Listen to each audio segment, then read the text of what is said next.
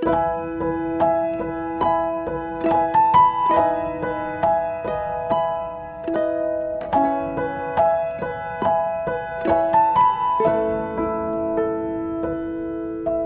sekalian, mari kita sama-sama datang ke hadapan Tuhan, rendahkan hati kita dan berdoa. Malam ini Bapa Surgawi, kami datang bukan karena kami kuat, kami datang bukan karena kami gagah dan kami mampu. Kami justru datang dalam kelemahan kami, dalam kehancuran kami untuk datang kepada Engkau dengan segala keberanian yang ada, menghampiri tahta kasih karunia, supaya kami dapat pertolongan tepat pada waktunya. Pada malam ini kami datang ke hadapan-Mu memohonkan Tuhan menyatakan firman-Mu atas kami sekalian dan memakai hamba-Mu Tuhan dengan segala kelemahan yang ada supaya boleh jadi berkat pada hari ini, menyampaikan apa yang adalah isi hati Tuhan buat kami sekalian. Maka ya Tuhan, kiranya Roh Kudus mampukan kami sekalian yang terima firman Tuhan ini buat menerimanya dengan penuh sukacita dan dengan tanah hati yang subur, sehingga firman Tuhan ketika ditaburkan tidak kembali sia-sia, melainkan dia boleh bertumbuh dan berbuah dalam hidup kami. Kami siap, ya Tuhan, tidak hanya semata-mata mendengar firman saja, tapi mendengar dan melakukan apa yang kami dengar. Dalam nama di atas segala nama, dalam nama Tuhan Yesus Kristus, Juru Selamat kami yang hidup, Raja kami yang kekal, kami sudah berdoa dan terima semua jawaban doa kami ini. Amin, amin, haleluya. Shalom ibu-ibu sekalian semuanya, puji Tuhan, saya terima kasih kepada pengurus Ibu Ailing di Jakarta, juga Gembala Ibu Eli yang sudah berikan saya mimbar ini. Ibu-ibu sekalian, saya mau memulai dengan menceritakan dua cerita. Cerita pertama terjadi Februari 2019, ketika ada satu orang bernama Rafael Samuel di India mengajukan satu gugatan ke pengadilan untuk satu perkara yang aneh sekali. Dia menggugat siapa? Dia menggugat orang tuanya, papa mamanya. Apa salah orang tuanya? Salah orang tuanya cuma satu. Kenapa orang tuanya melahirkan dia tanpa sepersetujuan dia? Saya nggak tahu berapa di sini kalau dengar kayak gitu, rasanya itu anak pengen kita cekek aja itu anak satu itu. Dari kecil dibesarkan, setelah besar malah dia begitu anaknya ya. Oke, ini dia sih, tampangnya kayak begini nih si Rafael ini nih. Ya, dia adalah satu kelompok yang namanya antinatalis, anti kelahiran. Dia nggak mau lahir, dan dia bilang orang tua itu mestinya sebelum punya anak itu mikir dulu, jangan sembarangan. Ya, kalau ditanya Rafael, emang kamu masalah apa sama orang tua kamu? Dia cerita, orang tua saya itu sebenarnya baik sama saya. Cuma saya mau aja kasih tahu yang lain itu jangan sembarangan. Katanya melahirkan anak. Oke, itu satu cerita yang pertama, orang tua gugat anak. Sekarang saya mau cerita yang kedua. Ini kejadian bulan Mei tahun lalu, tahun 2022. Sepasang orang tua di India menggugat anaknya ke pengadilan. Dan mereka berdua ngaku, kita terpaksa pakai jalur pengadilan. Kenapa demikian? Mereka itu pengen maksa anaknya untuk punya anak. Ya. Jadi menurut pasangan orang tua India ini, putra mereka ini, anak satu-satunya, itu sudah dikawinkan 6 tahun, tapi bukan nggak bisa, tapi nggak mau punya anak. Lalu pengacara mereka bilang begini, sudah dipelihara, sudah dibesarkan, sudah dididik sampai jadi pilot, sudah dikawinkan, tapi nggak mau punya anak itu. Terus untuk apa kawin kalau nggak mau punya anak? Ya, mereka tetangga punya cucu. Kenapa mereka nggak boleh dapat cucu juga seperti tetangga yang lain? Jadi yang satu itu meminta supaya orang tua jangan sembarang punya anak. Yang ini nuntut anaknya, kenapa nggak punya anak? Jadi mereka kasih pilihan kepada anak lakinya satu-satunya ini nih. Yaitu mereka bilang gini, tahun depan harus punya anak, kalau tidak, kembalikan biaya membesarkan kamu. Dan mereka hitung-hitung angkanya kira-kira 9,5 miliar. Mereka bilang balikin duitnya kalau nggak mau punya anak. Nah ini cerita unik, tapi menunjukkan betapa besarnya keinginan pasangan ini untuk punya cucu. Tapi ada satu perkataan dari pengacara mereka ini yang memicu debat besar. Yaitu pengacaranya bilang gini, nanti kalau mereka sudah tua, siapa yang jaga? kalau bukan anak cucunya. Nah, ini memicu debat besar karena di India itu ada satu undang-undang dikeluarkan tahun 2007. Undang-undangnya itu mengharuskan anak memelihara orang tua. Ancaman penjara tersedia bagi orang nggak lakukan tugasnya itu, yaitu 3 bulan penjara itu. Ya. Nah, zaman sekarang, karena mobilitas manusia yang begitu luar biasa, orang terbiasa pindah kota, orang terbiasa kemana-mana, orang tua pisah sama anak, anak sekolah di mana, orang tua di mana, sehingga hidup terpisah. Lalu siapa yang mesti jaga orang tuanya ini nih? Nah, apakah anak mesti berkorban demi orang tua? Ataukah anak berutang sama orang tua? Itu pertanyaan-pertanyaan yang muncul di dalam debat besar di India ini nih. Nah, bagi banyak orang tua di Asia, seperti pasangan tadi Prasad itu jawabannya jelas, yaitu anak itu utang sama orang tua, mesti berkorban sama buat orang tua. Ya. Tapi banyak orang muda, terutama di India, tidak setuju dengan pernyataan demikian. Untuk apa ada keluarga? Itu pertanyaan daripada pengacaranya itu. Mau tidak mau kita pasti punya keluarga soalnya. Karena tidak mungkin kita lahir di dunia tanpa ada keluarga. Otomatis kita lahir pasti ada papa, pasti ada mama. Enggak mungkin salah satunya enggak ada. Nah, jadi pasti ada papa mama, entah resmi kawin apa enggak. Pokoknya begitu kita datang ke muka bumi ini lahirkan, otomatis kita ada dalam konteks yang namanya keluarga papa dan mama. Kita dibesarkan dalam keluarga, sekalipun di dunia barat semakin banyak di sana itu yang orang tuanya itu adalah single parent. Dan saya rasa kita patut berempati dan mendoakan mereka yang single parent, karena berdua saja besarkan anak itu sudah cukup pusing, apalagi sendirian.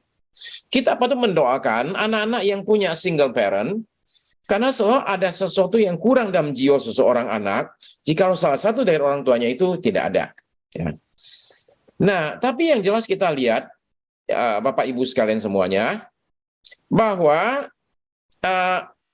ada perubahan besar terjadi di dunia ini yang kemudian pengaruh kepada hidup keluarga, hidup rumah tangga. Tekanan hidup semakin besar dengan adanya yang namanya pandemi.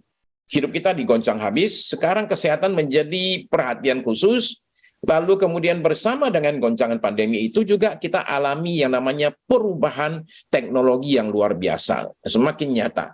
3 tahun lalu, 2019, awal 2020, siapa yang akan percaya bahwa kita akan kebaktian melalui layar handphone masing-masing, layar laptop masing-masing? Nggak ada orang yang akan percaya. Ya. Karena teknologi, maka cara kerja kita, cara komunikasi kita, cara belanja kita jadi berubah. Cara ibadah kita jadi berubah ini. Ya. Nah, dulu kita buta dengan namanya video call, nggak tahu sama sekali. Tapi sekarang Zoom itu makanan kita sehari-hari ya. Nah, jadi perubahan besar terjadi. Sekarang semua apa-apa serba transfer, termasuk angpau juga ditransfer sekarang ya. Budaya berubah, norma-norma berubah, Bapak Ibu sekalian, semua ini membutuhkan penyesuaian. Dan semua penyesuaian itu bisa ada yang mulus, bisa ada yang tertatih-tatih. Hidup semakin rumit. Ketika hidup semakin rumit, maka kita semakin butuh yang namanya keluarga. Peran keluarga itu semakin penting, Bapak Ibu sekalian, karena manfaat keluarga dalam hidup zaman sekarang. Saya tunjukkan manfaatnya ya. Oke. Kalau Bapak Ibu lihat, saya punya gambar ini nih. Ya. Di dalam keluarga, kita belajar yang namanya kerohanian. Kerohanian dipelajari itu bukan waktu di gereja, tapi di dalam rumah. Ya. Di dalam keluarga juga, maka budaya itu dibentuk. Pendidikan itu adanya di keluarga. Ya. Bekerja sama dengan sekolah tentunya. Tapi keluarga itu penting untuk pendidikan. Kalau kita bicara ekonomi keuangan, maka keluarga itu terlibat di situ karena di keluarga lah kita diajar tentang yang namanya ekonomi. Jadi orang entah apa kita menjadi yang namanya irit atau jadi hemat, belajarnya di keluarga. Jadi kita lihat orang tuh kita kelola keuangan, dari situ kita belajar. Oke, kalau ada masalah keuangan, kita lari kemana? Lari ke keluarga. Kesehatan. Oke, kalau kita lagi sakit, larinya kemana? Larinya ke keluarga. Kalau kita bicara soal interaksi sosial, di keluarga lah kita belajar bagaimana caranya interaksi sama orang lain. Maksud saya di sini Bapak Ibu bisa melihat betapa sentralnya peran keluarga dari segi ekonomi, sosial, pendidikan, budaya, kerohanian. Jadi kalau keluarga berfungsi dengan baik, maka banyak manfaat bisa didapat. Saya bisa kutip riset demi riset yang menunjukkan bahwa keluarga itu memberikan manfaat dari segi kesehatan secara fisik dan secara mental yang tidak bisa ditemukan di tempat lain. Kalau kata seorang ahli dari New York, John Northman, kalau kita merasa ada hubungan dengan keluarga kita, perasaan terhubung ini berkontribusi terhadap kebahagiaan kita, kesehatan mental kita, dan juga kesehatan badan kita. Jadi orang yang merasa punya hubungan yang erat dengan keluarganya akan cenderung merasa lebih sehat dan lebih kecil kemungkinan terkena yang namanya depresi. Sebaliknya orang hidupnya terisolir tanpa ada keluarga, nggak ada teman, itu akan kemungkinan meningkat untuk dia alami penurunan kesehatan di parubaya atau di usia lanjut. Jadi keluarga itu secara sosial berikan kita dukungan dan rasa aman. Secara kesehatan dia berikan kepada kita kekuatan di situ. Keluarga itu tempat kita menyampaikan keluh kesah, dapatkan dukungan. Nah, semua ini akan menolong kita. Oke. Tapi saya sekarang bicara bukan dari segi sosial, tapi dari segi teologis. Apa kata firman Tuhan tentang keluarga? Keluarga adalah lembaga yang dipakai oleh Allah untuk menjalankan rencananya dan kehendaknya atas bumi ini.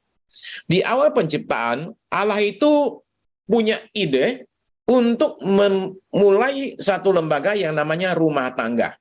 Jadi itu sebenarnya Adam dan Hawa dipanggil, dan Allah katanya memberkati mereka, pernikahan pertama, pasangan pertama, dan diberkati. Di situ dikasih mandat, beranak cuculah, bertambah banyaklah, dan penuhilah muka bumi ini. Lalu mandat itu dilanjutkan oleh satu keluarga, yaitu Nuh dan istrinya, dan 3 anak, 3 mantu. Kemudian lanjut lagi mandat ini diteruskan ke satu keluarga tanpa anak yang namanya Abraham dan istrinya itu Sarah, yang karena suatu zaman kuasa Allah akhirnya bisa punya anak. Mandat itu kemudian diteruskan kepada satu bangsa namanya Israel. Lalu di akhir zaman ini mandat yang sama diberikan kepada satu keluarga yang namanya gereja. Nah, jadi rencana Allah itu dijalankan melalui namanya keluarga. Itu sebabnya, Bapak Ibu sekalian, kita jangan heran menemukan bahwa setan dengan segala cara berusaha menghancurkan namanya keluarga. Dianggap pakai segala cara. Nah, dari segi teologis kita temukan pentingnya keluarga dalam rencana Allah. Tapi sekarang saya mengajak Bapak Ibu sekalian untuk melihat Tuhan Yesus. Tuhan Yesus itu peduli dengan keluarga. Ini terlihat bukan ketika dia itu lagi sibuk berkhotbah keliling, tapi pada saat yang paling kritis ketika dia sedang tergantung di kayu salib. Coba kita baca Yohanes pasal yang ke-19 ayat 25 sampai 27. Yohanes pasalnya yang ke-19 ayat 25 sampai 27. Yohanes 19 ayat yang ke-25 sampai 27.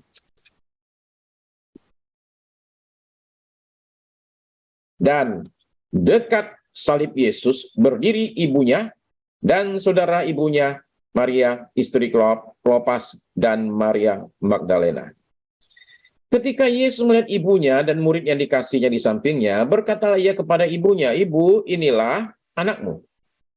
Kemudian katanya kepada murid-muridnya, "Inilah ibumu." Dan sejak saat itu, murid itu menerima Maria maksudnya, di dalam rumahnya. Nah, siapa saja yang ada di bawah kaki salib Tuhan Yesus ketika ia disalibkan? Paling tidak, menurut saya ada 3 kelompok. Kelompok yang pertama adalah orang-orang yang pengen nonton. Dari segala zaman, orang begini ini ada. Ya. Yang pengen suka nonton gitu loh, kejadian gitu. Ya. Saudara bisa temukanlah kalau ada kecelakaan lalu lintas. Kecelakaannya di jalur sebelah sana, yang macet sebelah sini. Sebelah sini macet karena apa? Karena orang sibuk keluarin handphone semua. Ya tahu untuk apa? Ngerekam, soalnya ngerekam, kemudian posting share di WA group. Oh iya, ada kecelakaan serem banget loh. Oke, jadi numpuk ke belakang karena orang pengen tahu. Ya. Nah, pada zaman dulu hiburan tuh kurang, nggak ada bioskop. Jadi itu sebabnya kalau ada penyaliban itu terjadi di muka umum, orang-orang datang nonton ramai sekali. Ya, kelompok pertama. Kelompok kedua adalah musuh-musuh dari Tuhan Yesus. Mereka ingin menikmati kemenangan mereka selama 3 tahun lebih. Mereka itu KO, tidak berdaya untuk bisa akan apa-apa terhadap Tuhan Yesus. Jadi dalam keadaan itu mereka jadi jengkel sekali. Setelah 3 tahun terus-menerus kalah melawan Tuhan Yesus, dan sekarang ini momen kemenangan mereka. Mereka hadir di bawah kaki salib untuk apa? Mengolok-olok dan menghina Tuhan Yesus.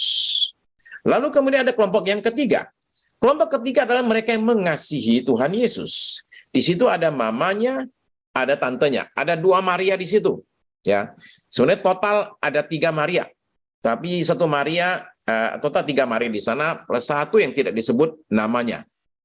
Tapi kemudian ada 1 orang lagi di situ, yaitu yang namanya Yohanes, dan dia menyebut dirinya sebagai murid yang dikasihinya.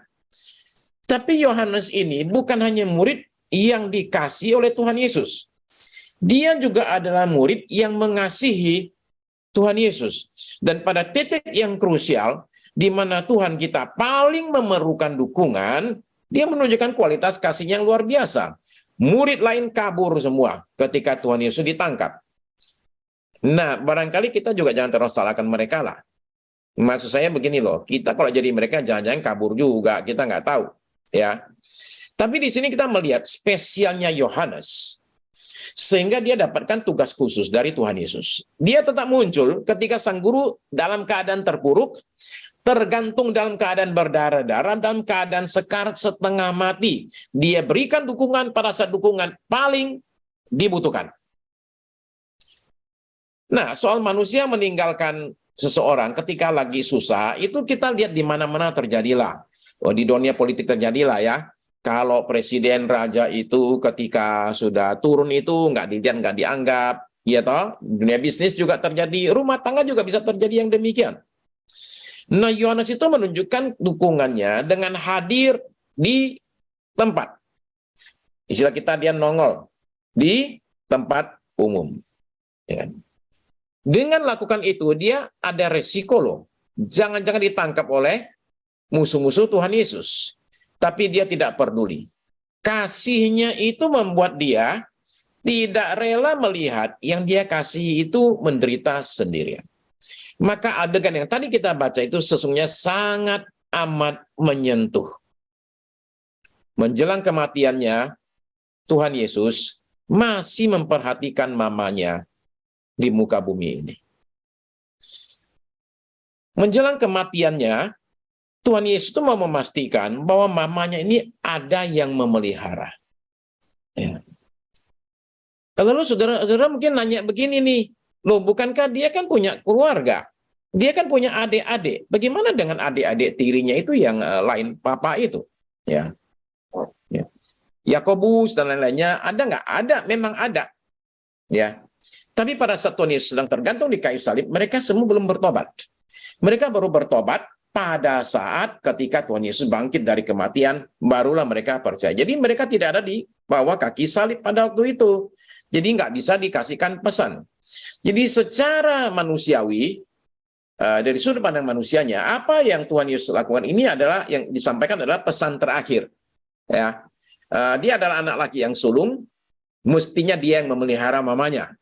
Tapi karena sebentar lagi dia tidak akan ada di dunia ini lagi, maka dia ingin pastikan harus ada satu orang yang bisa dipercaya untuk menjaga mamanya. Maka dia berkata kepada mamanya, "Ibu, inilah anakmu."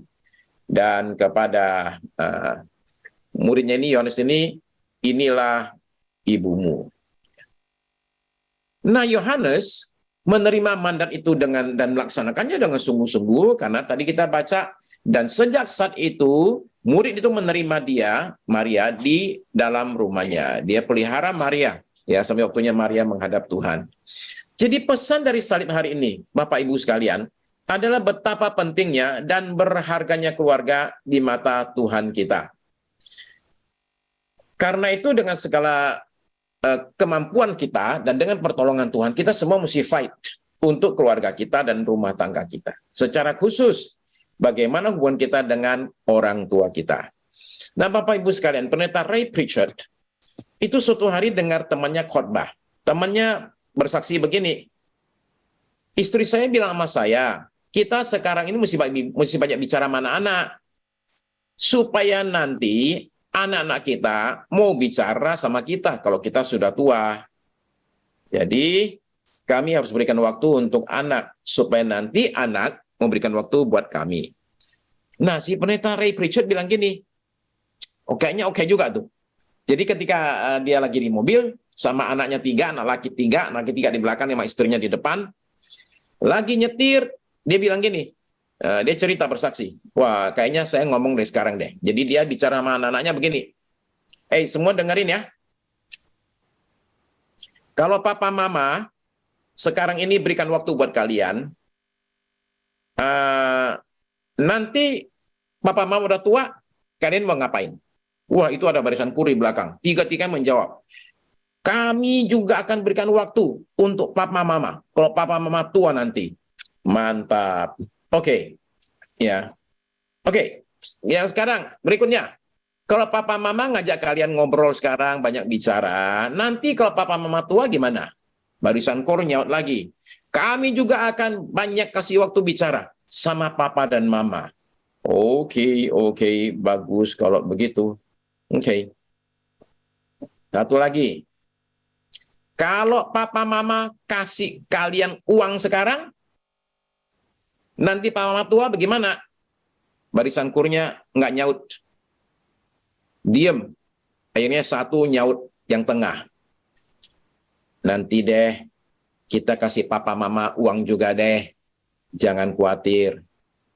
Waduh, dia bilang ini kayak gini. Coba tanya yang terakhir. Kalau papa mama kasih kalian tinggal sama papa mama, nanti kalau papa mama tua bagaimana?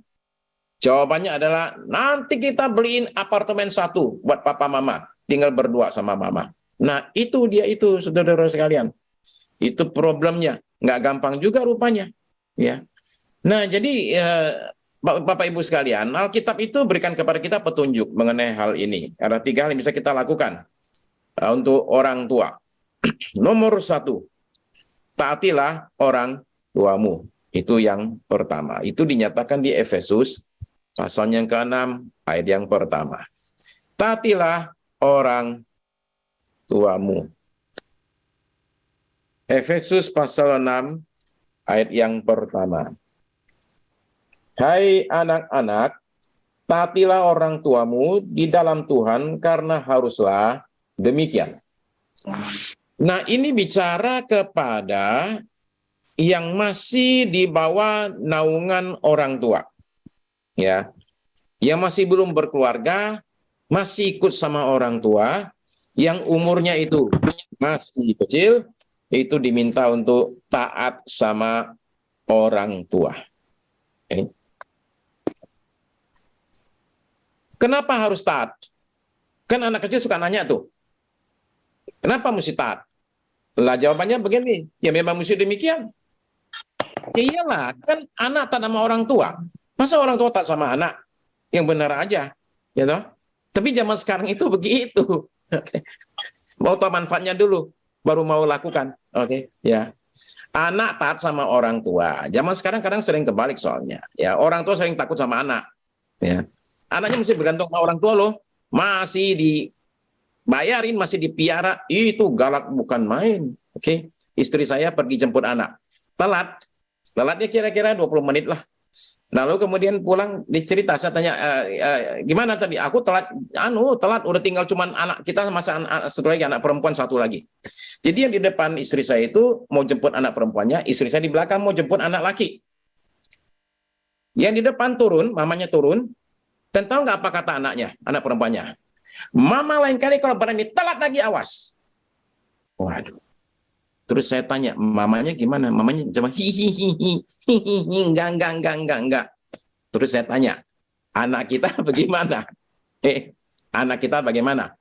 Anak kita sih biasa aja, masuk aja. Saya bilang, kalau berani nyaut, saya bilang ngomong kayak gitu, benar-benar kita strap dia. Oke, ya, lebih galak daripada orang tuanya. Coba perhatikan Tuhan Yesus. Oke, Lukas pasal 2, ayat 46.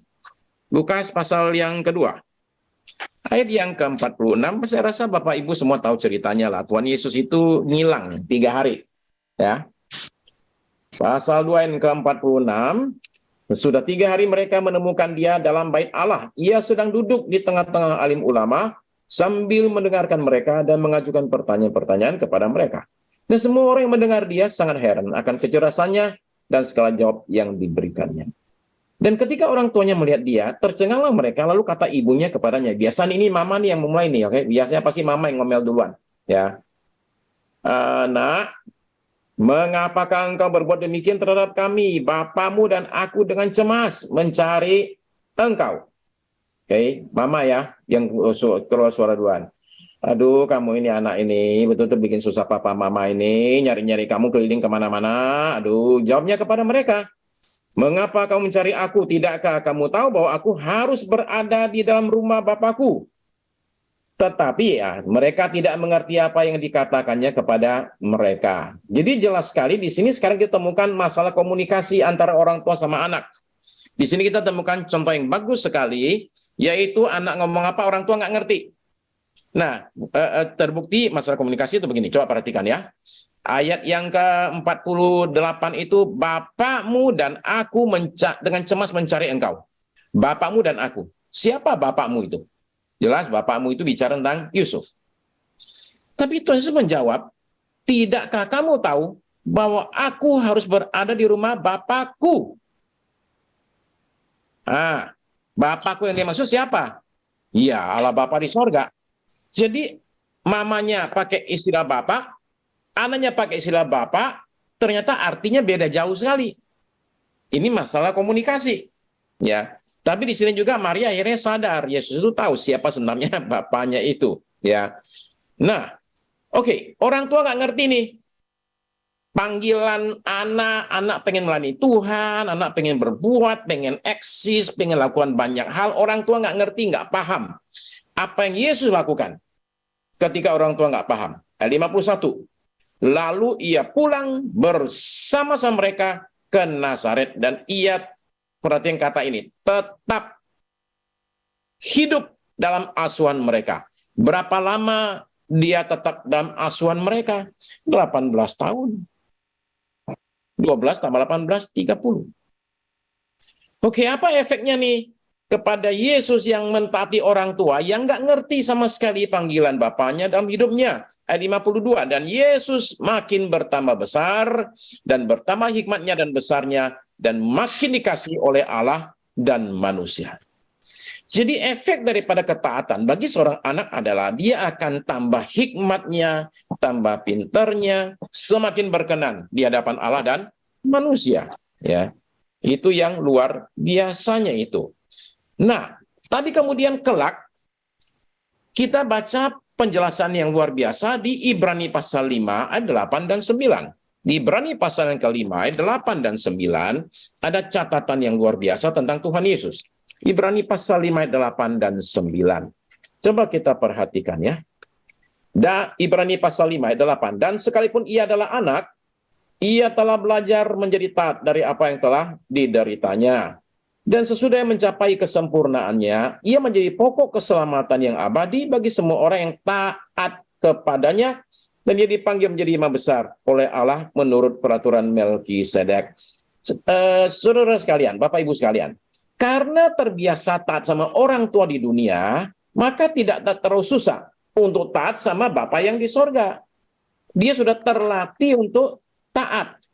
Dan kemudian kita menemukan bahwa ternyata ketaatan itu seringkali mendatangkan ketidaknyamanan. Maksud saya begini, Bapak Ibu pernah dengar kan, ketaatan mendatangkan berkat. Saya setuju. Tapi sekarang pertanyaannya begini, kalau ketaatan bikin kamu susah, mau taat apa enggak nih?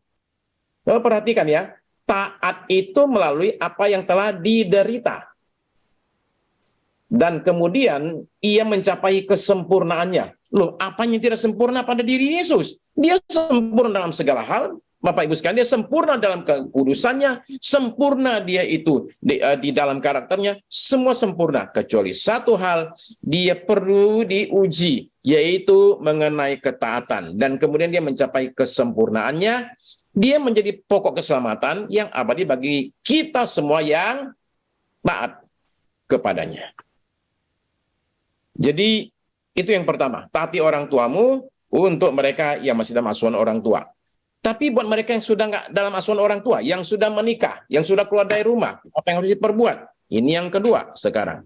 Ya. Yang kedua ini adalah, yaitu lanjutan ayat tadi. Hormatilah orang tuamu. Efesus lanjutan yang tadi. Efesus pasal yang ke-6, sekarang ayat 2 dan 3. Efesus 6, hormatilah ayahmu dan ibumu.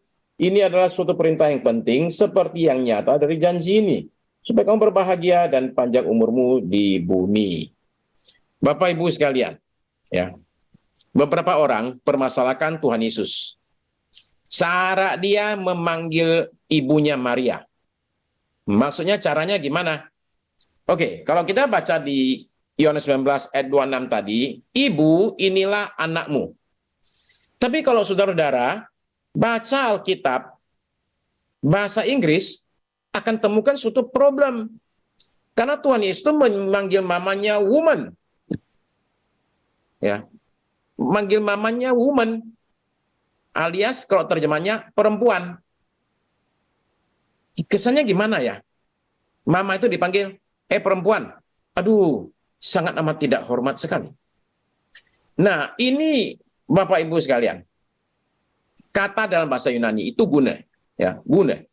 Gune itu diterjemahkan memang ya woman alias perempuan. Jadi ada kesan tidak hormat. Tapi yang namanya menerjemahkan kata apa adanya tanpa perhatikan nuansa dan budaya dan konteks itu bahaya, jadi keliru. Sebab sebenarnya kata gune ini sekalipun diterjemahkan perempuan, tapi sebenarnya itu kalau bahasa Indonesianya itu benar, yaitu panggilnya ibu, itu panggilan hormat. Jadi Tuhan Yesus itu bukan tidak hormat sama mamanya, Bapak Ibu sekalian. Ya, hormatilah ayahmu dan ibumu. Susah hormat, karena kita tahu semua kelemahan orang tua kita. Bukan hanya itu. Kita semakin pintar, disekolahkan orang tua, kitanya makin jadi pintar, orang tua kita terlihat semakin bodoh dan terbelakang, kuno. Susah hormat sama orang pikirannya kuno. Susah hormat kalau orang tua tindakannya tidak pantas sebagai orang tua. Susah hormat. Tapi Bapak Ibu sekalian, yang dihormati itu bukanlah kelakuannya, tapi posisinya sebagai orang tua. Itu tidak bisa diganggu-gugat. Jadi saya mengusulkan beberapa hal. Satu, jangan kasar sama orang tua, baik kata-kata maupun perbuatan. Kadang-kadang kita ini suka keperucut, kata orang Jawa, keperucut demikian ngomong dan keluar kata-kata yang nadanya itu tinggi. Ya, jangan kasar sama orang tua, jangan melupakan orang tua. Ya, ketika orang tua masih hidup. Jangan juga lupakan orang tua, ketika orang tua sudah nggak ada, jangan dilupakan juga. Ya. Nah, jangan bicara jelek tentang orang tua. Nah, gimana caranya kita mengingat orang tua kita? Saya tunjukkan satu poster ya, yang saya baca, yang saya lihat ketika saya sedang pendidikan di Singapura di Changi Conference Center. Ini adalah puisi dari satu orang bernama Forrest Whitcraft, tokoh pramuka Amerika Serikat. Dia berkata begini, 100 tahun dari sekarang tidak terlalu pentinglah berapa banyak rekening saya, rumah apa yang saya diami, atau mobil apa yang saya kendarai. Tetapi bahwa dunia menjadi berbeda. Jadi lebih baik ya maksudnya ya. Karena saya adalah penting dalam hidup seorang anak. Ya. Nah, jadi ini adalah contoh orang tua yang mementingkan anak. Dan dia tahu betapa besarnya peran orang tua dalam diri seorang anak. Ini bapak yang punya dampak baik kepada anak-anaknya. Tapi nggak semua orang tua seperti Forrest Whitaker ini, Bapak Ibu sekalian. Ya. Nah, sekalipun demikian, kita tetap menghargai orang tua kita. Ya. Orang terkaya di dunia namanya Elon Musk. Elon Musk ini punya papanya namanya Elon Musk. Belum lama ini, papanya ini ternyata ngaku bahwa dia punya 2 anak dengan kakaknya Elon Musk, dengan anaknya sendiri, anak perempuannya. Bisa bayangkan tidak? Si bapak ini punya 2 anak dengan anak perempuannya. Sekalipun itu anak tiri ya. Sudah gitu ngomongnya ngaco lagi. Dia ngaku bahwa alasan dia ada di dunia adalah untuk menghasilkan anak. Ini orang tua ngaco sekali. Tapi saya cerita ini supaya Bapak Ibu tahu satu hal. Bahwa keluarga Elon Musk sama sekali nggak ngomong sepatah kata apapun juga, karena mereka bertekad tidak mau jelekkan papa. Nah, itu yang luar biasa. Jadi, Bapak Ibu sekalian, ya, hormati orang tua bukan karena perbuatan mereka, tapi posisi mereka sebagai orang tua. Ya.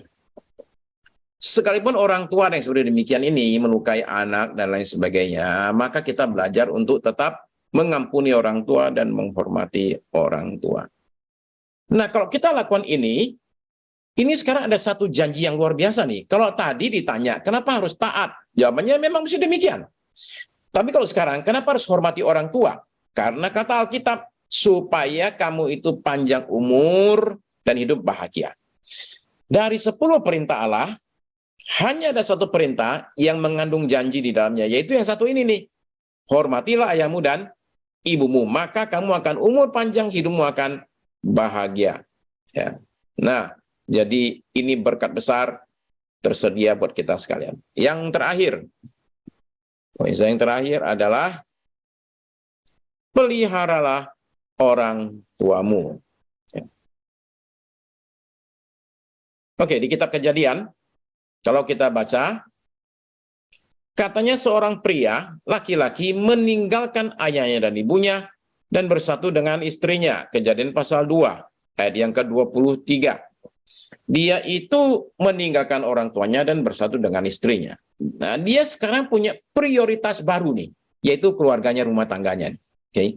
Tapi itu bukan berarti dia meninggalkan tanggung jawabnya atas pemeliharaan orang tua. Karena Tuhan Yesus mengajar begini. Coba kita baca Matius pasal 15. Kita akan baca 9 ayat 1-9 dari Matius pasal yang ke-15. Matius 15 ayat 1-9. Kemudian datanglah beberapa orang Farisi dan ahli Taurat dari Yerusalem kepada Yesus dan berkata, mengapa murid-murid melanggar adat istiadat nenek moyang kita? Mereka tidak membasuh tangan sebelum makan. Tetapi jawab Yesus kepada mereka, mengapa kamu pun melanggar perintah Allah demi adat istiadat nenek moyangmu? Sebab Allah berfirman, hormatilah ayahmu dan ibumu. Dan lagi, siapa mengutuki ayah dan ibunya pasti dihukum mati. Tetapi kamu berkata, barang siapa berkata kepada bapaknya atau kepada ibunya, apa yang ada padaku yang dapat digunakan untuk pemeliharaanmu, sudah digunakan untuk persembahan kepada Allah. Orang itu tidak wajib lagi menghormati bapaknya atau ibunya. Dengan demikian firman Allah, kamu nyatakan tidak berlaku demi adat istiadatmu sendiri. Hai orang-orang munafik, benarlah nubuat Yesaya tentang kamu. Bangsa ini memuliakan aku dengan bibirnya, padahal hatinya jauh daripada aku. Percuma mereka beribadah kepadaku, sedang ajaran yang mereka ajarkan ialah perintah manusia. Ini kata-kata keras sekali kepada orang-orang yang bilang begini, kepada sama orang tuanya. Oke, aku nggak usah pelihara papa mama lagi, karena apa? Karena itu duit udah kasih persembahan ke gereja. Dan kata Tuhan Yesus, yang demikian ini nggak benar. Yang demikian ini dianggap percuma, orang demikian ibadah. Peliharalah orang tuamu, itu ada di 1 Timotius pasal yang kelima. 1 Timotius pasal yang kelima, dan kita akan baca ayat yang keempat. 4, kemudian saya lompat ke yang 8.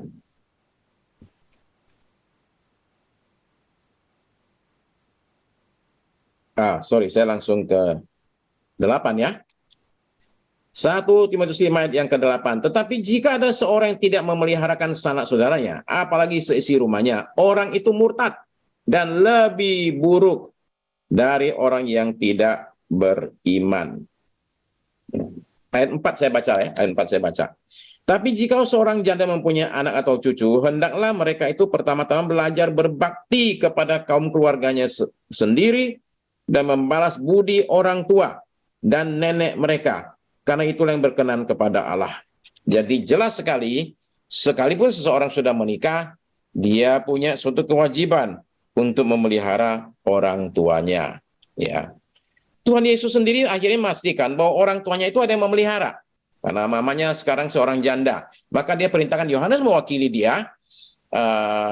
Dan inilah contoh kasih seorang anak yang luar biasa yang harus menjadi contoh buat kita.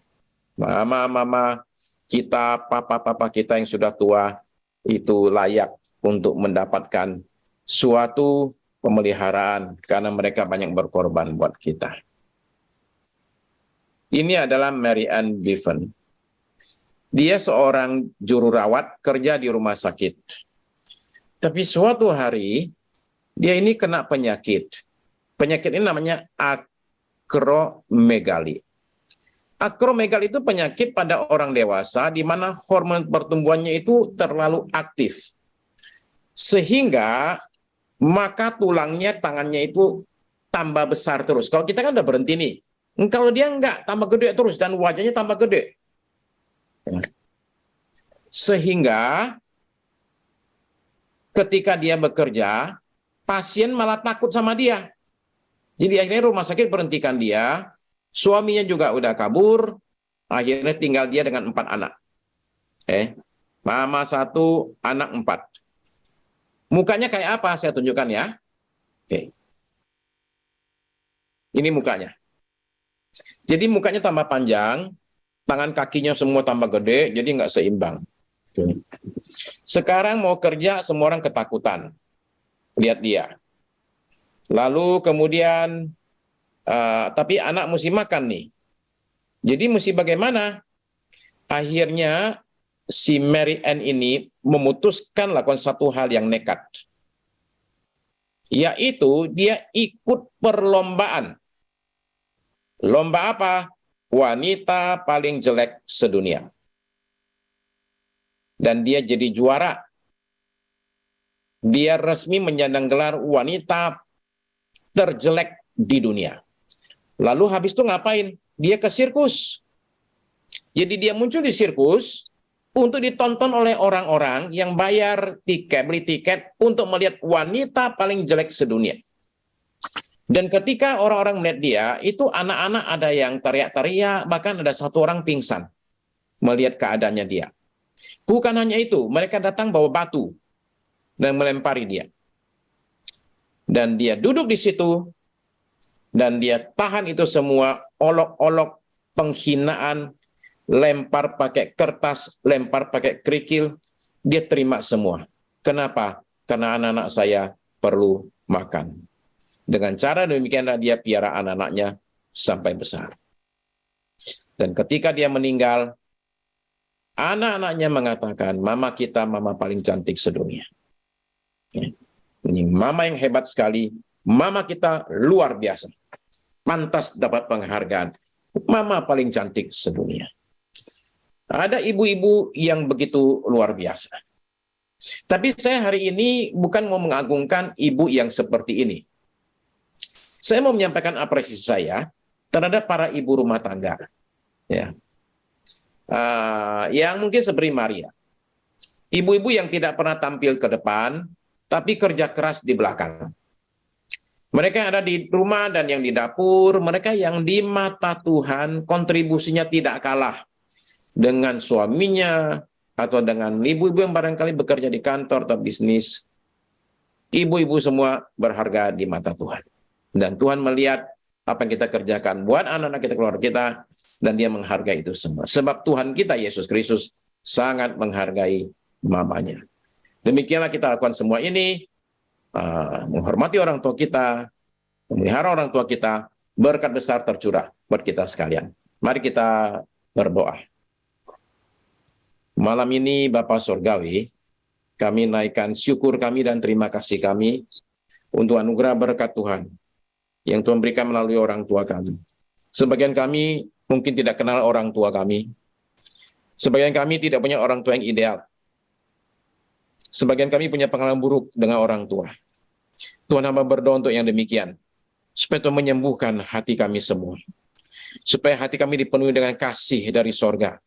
Kasih yang akan memenuhi kekosongan dalam jiwa kami, tapi juga kasih yang akan menyembuhkan luka dalam batin kami, ya Tuhan Yesus. Ulurkan tangan-Mu, ya Tuhan, dan jamah Tuhan yang perlu jamahan. Sembuhkan yang perlu disembuhkan, ya Tuhan.